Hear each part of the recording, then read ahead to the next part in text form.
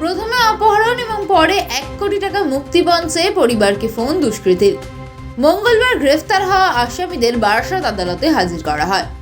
Police সূত্রে খবর, উত্তর 24 পরগনা জেলার বারাসাত 1 নম্বর ব্লকে ছোট জাগুলিয়া গ্রাম পঞ্চায়েতের বামুনগাছি এলাকার বাসিন্দা অমিতাভ বোস নামে এক ব্যক্তিকে বারাসাত চাপাডালি থেকে একটি প্রাইভেট গাড়িতে করে অপহরণ করা হয় বলে অভিযোগ। পরবর্তীতে মধ্যমগ্রামে নিয়ে যাওয়া হয় এবং গাড়ির মধ্যেই মারধর করা হয় বলে অভিযোগ।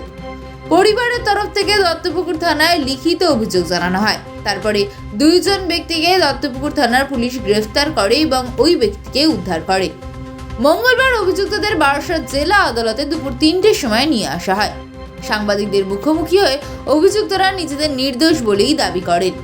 অভিযুক্তদের দাবি, মধ্যমগ্রাম এবং বারাসাতের বিভিন্ন অঞ্চল থেকে একটি স্বেচ্ছাসেবী সংগঠন অবৈধভাবে মেম্বারশিপের নামে লক্ষ লক্ষ টাকা তুলছে। ওই সংস্থার কর্মকর্তারাই মিথ্যা মামলায় ফাঁসিয়েছে বলে অভিযোগ। গোটা ঘটনা তদন্তে নেমেছে দত্তপুকুর থানার পুলিশ। গাড়িতে 2 জন এমএসএমই পিসিআই নামে একটা সংগঠন আছে, যে সংগঠন সারা মধ্যমগ্রাম, কলকাতা, বারাসাত সব জায়গা থেকে, কলকাতা থেকে পয়সা তুলছে। মেম্বারশিপ 2.5 লক্ষ টাকা করে নেয়। গাড়ির দাম 50 টাকা। লোকটা 2 দিন আমার সঙ্গে ছিল থেকে লাস্টে পরে কিডন্যাপ কেস ওর বউকে দিয়ে দিয়েছে।